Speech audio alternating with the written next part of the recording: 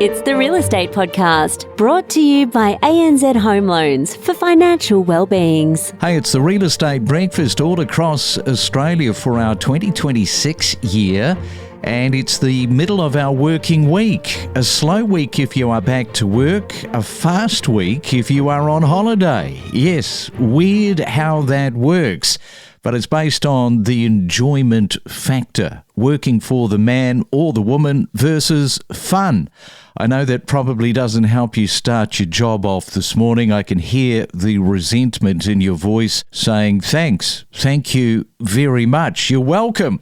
Reserve Bank Deputy Governor Andrew Hauser is quietly signalling patience on interest rates. While markets jumped in November inflation data and speculated for a February hike, Hauser has stressed that the Reserve Bank of Australia looks to 1 to 2 years ahead, not quarter by quarter.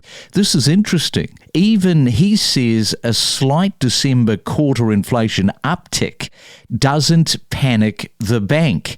And with forecasts already assuming inflation above 3% into this year, higher rate expectations could offset small misses, giving the RBA room to wait. Do you, this is a question, buy that from the deputy? Do you go along with what he is saying? Because the RBA has in the past reacted to market movement quickly, swiftly, and the relaxed comments from the deputy seem out of step with the way that Michelle Bullock operates. What do you think? Leave us a voice message. We've got that facility for you now, or you can leave us an email. The email address is myrealestatepodcast@gmail.com, where we've got the summer series that is coming up next. More analysis, trends, and talking points with the best of 2025 next. You're listening to the Summer Series on the Real Estate Podcast. They do look for these striking 4-bedroom homes. Everything is there, and they're quite happy to outlay some of this coin right up to $2,500 a week. Correct. Yeah. So a couple of my properties are our prestige properties. One of them that I mentioned in the article, they're paying $26.50 per week. That landlord literally thought of everything. He wanted the tenants just to basically bring their clothing and their personal belongings and virtually relax. So they work from home and they work around Australia, these tenants. So it's very convenient for them. Now, tell us a little bit about the investors, because this is interesting. A lot of investors are buying into Noosaville and they're then renting out the property. They're travelling off overseas, are they, for 12 months and then coming back? Yeah, yep. So I've got a couple of landlords at the moment that they've sold their property, let's say within the Sunshine Coast region or any other area around Australia, and they've decided to travel for 12 months overseas or, around Australia, and then they're renting their properties out for that period with the option with a possible extension to tenants within the region.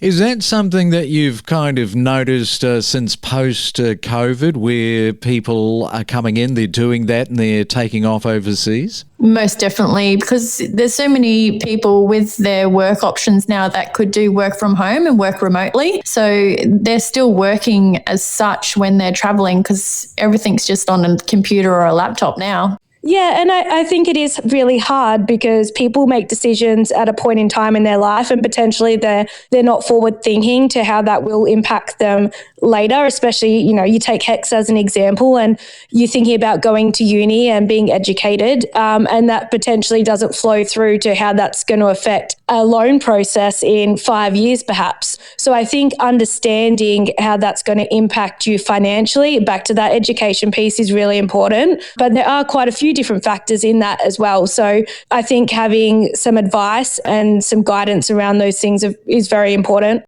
Yeah, that's a good point that you actually raised there in terms of the HECS and the education part. I think a lot of people might be thinking, well, the banks will sort of look upon my degree rather favourably because I'm going to be able to get out there in the world. I'm going to be able to earn some really good money. But, of course, banks don't care about any of that. All they care about is serviceability and whether you can actually pay the mortgage. Yeah, that's 100% right. And I think the scary thing is, especially with HECS, is that is potentially a debt or a liability that is going to stay with people for some time, because until you're making very decent money, that tends to go up and not down. And there are other factors in that, but that is definitely something that we're seeing affect people more so over the last 12 months or 18 months than what it did potentially 3 or 4 years ago. Rebecca, lenders, as I mentioned, assess mortgage applications differently these days because people need to keep pace of what they need to satisfy a lender. So perhaps just enlighten our listeners from the other side of the fence, and that is from the lender's side, the lenders and what factors are most important in their decision making. Yes. So I would say, as you touched on, obviously lots of lenders, lots of different criteria, but there are some key main points that all lenders will look at. And that's kind of coming down to credit score or the health of your credit score, income stability, or how you're going to show that that is something that you've got and is ongoing.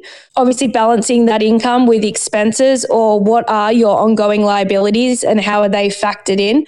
And the other one would be deposit or security. What's your skin in the game as a consumer, and how are you going to show the bank that you're not a liability? Yeah, I mean, it's just a no-brainer, isn't it? And I think what people are surprised with, by the sound of it, when they do come from Sydney, is just the amount of property that they are getting with the ability to spend more, but they are sort of settling, many of them, in that $700,000 to $800,000 mark. Is that a fair comment? Absolutely. And I think our Sydney buyers also come with a little bit more gusto when it comes to competitive bidding and also negotiation, because as much as our Melbourne buyers may not want to pay the extra, the Sydney people see it as fantastic value when they compare to back home. We're really closing those deals in spades with the Sydney people coming across to Melbourne to relocate. I guess that you're seeing it from the locals on the ground, because the locals probably don't have as much enthusiasm and gas in the tank as much as the Sydney ones. Just coming back to that point where they see the value and they're probably quite aggressive and they knock out a lot of these local buyers as a result. That's exactly right. You know, we're finding that dealing with the Sydney buyers, the negotiation process is a lot better because they are seeing the value. You know, where you compare with your Melbourne buyers, they're getting knocked out by these Sydney investors. Again, when they compare back home, it's just fantastic value. I mean, we're 35 minutes out of the city, 35 minutes down to Geelong and the Surf Coast, and you're buying a 4-bedroom family home for a median sale price of $700,000. We are talking to Rhys Beckley from Barry Plant in Werribee there in Melbourne. Seems like a lot of Sydney buyers have decided to quit the market. And yes, if you have a look at that price between the two markets, as I mentioned, $595,000, it is an awful lot of money that you are saving, and getting a bit of land, getting a double garage as we talked about, and space to sort of move around in. Now, Rhys, I just wanted to talk to you about the property tax. Now, what's been happening over the last couple of months with Victoria's new land tax? They say it could drive landlords out of the state, some commentators are saying. So what are you sort of seeing on the ground? Look, we are seeing some of our landlords, partly due to the land tax and also due to just general, I suppose, living expenses, potentially look to pull out of the market. But at the same token, we're also seeing those interstate investors. So it's not just Sydney-siders coming in to relocate. They're also looking at our real estate for an investment to become a landlord.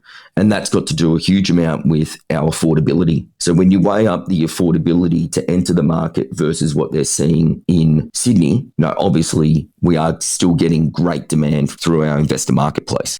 Now, for those people that are tuned in, why Werribee? Here you go. Here's your chance. Reese, why should people buy in Werribee? What has Werribee got going for itself? Well, look, Werribee itself, it's a huge growth corridor. I think I mentioned before, it's one of the fastest growing areas in Victoria at the moment, the city of Wyndham as a whole. But when you look at where it's located, we are 35 minutes to Melbourne CBD. And then if you head the other direction, we're 35 minutes to Geelong and the Surf Coast with all the beaches down at Bells Beach and Torquay. So it's a fantastic location. It's very young, community-based, a lot of young families, a lot of diversity. It's a very vibrant community and the affordability certainly helps to set up your family. Powerful up-to-date news every morning from 6 a.m. Know your property with us. Of course, we have, Lyndall, a lot of men listening this morning, so I have to ask you the question. What is it that separates the boys from the girls when it comes to real estate agents? Well, look, everybody's different, but I do believe that the attention to detail that women bring to a sale does make it stand out, especially in a market such as this where it is tough and you really have to put a lot of time into marketing a home and presenting it properly. I think our communication is next level, and I think we drop the ego a little bit too. Yeah, I've said this before, and that is it's all about being authentic. The more authentic you are, the more engagement you will have with people on social media. It's kind of the same with podcasting, If we're trying to do something which isn't authentic, people are going to switch off in a really quick hurry. Now, I want to get to the real estate because I mentioned Newcastle's median house price point, 865. The apartments too, I think it's around that 690K, maybe slightly less than that. So the apartment market, what's been happening in that space? The apartment market has still stayed quite strong. We have seen a lot of new developments, especially in the last 10 years in Newcastle. Yeah, the apartments really vary. You might have a one-bedroom studio for $600,000 or a penthouse sold for over $10 million in Newcastle last year. So it's completely broad, but majority of it is very affordable. The rentals in Newcastle are also incredibly strong. So we do see investors jumping into that market a fair bit, but you have a lot of water views from majority of the apartments, whether it's an ocean view or a harbour view. So they are very appealing and I believe very affordable as well. Lyndall, what are some of the biggest driving points that have people moving into your area? Why don't you list those off for us this morning? Oh, there's so many. First of all, we have the incredible coastline. Our beaches are spectacular. They really, really are great for surfing too. We have the university, which is only 15 minutes from the beach. We have John Hunter Hospital and the private hospital, which is a really renowned hospital in New South Wales and Australia. But we also have Williamtown Airport, which is 25 minutes from the heart of Newcastle. So it really delivers this broad lifestyle without the hustle and bustle of Sydney. Everything's 5 minutes in Newey. It's amazing. And tell us a little bit about the competition in terms of Sydney. There's so much competition, isn't there? But you go 2 hours drive into Newcastle and I think you can just sort of take your foot off the accelerator a little bit. Take your time, to choose. There's a little bit more breathing space, isn't there? Definitely, Craig. I agree with that. I think, in Sydney, I haven't worked in the Sydney market for many, many years, but your average turnout at, say, a one-bedroom apartment could be 20 or 30 groups. Well, we would average somewhere between, 4 and 8. So there's not this fierce competition where you really have to make a decision. You can take a little bit more time. Sometimes they sell straight away, but other times they don't. So because our population isn't as broad as Sydney, then it gives you a little bit more breathing room when you are house hunting.